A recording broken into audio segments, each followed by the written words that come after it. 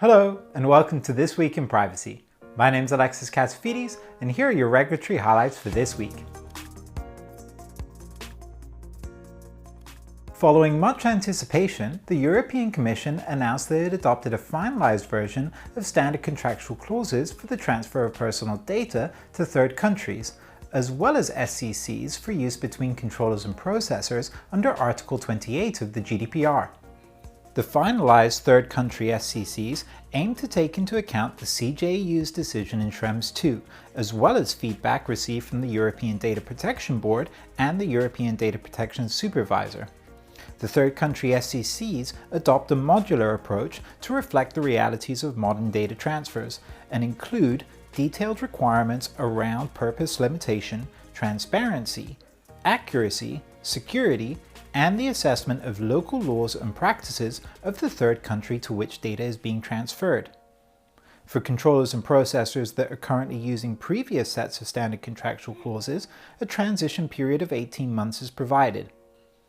The Article 28 SCCs address the obligations of the controllers and processors around documented instructions to be provided by the controller to the processor in relation to data processing activities, security of processing, the use of sub-processors, international data transfers, and other matters.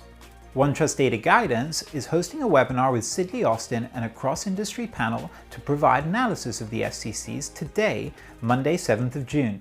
You can register for the webinar by visiting www.dataguidance.com. Data protection authorities in Germany announced plans for a country-wide examination of international data transfers to third countries in light of Schrems II. The authorities highlighted that participating authorities will provide a questionnaire to companies that will address web tracking, emails, website hosting, and internal data sharing practices. The authorities further noted that the CJEU has expressly obliged supervisory authorities to prevent inadmissible data transfers and to respond with regulatory action where necessary. The UK Information Commissioner's Office announced a consultation on its first draft chapter of its anonymisation, pseudonymization, and privacy enhancing guidance. The draft chapter explores the legal, policy, and governance issues around the application of anonymization and pseudonymization in the context of data protection law.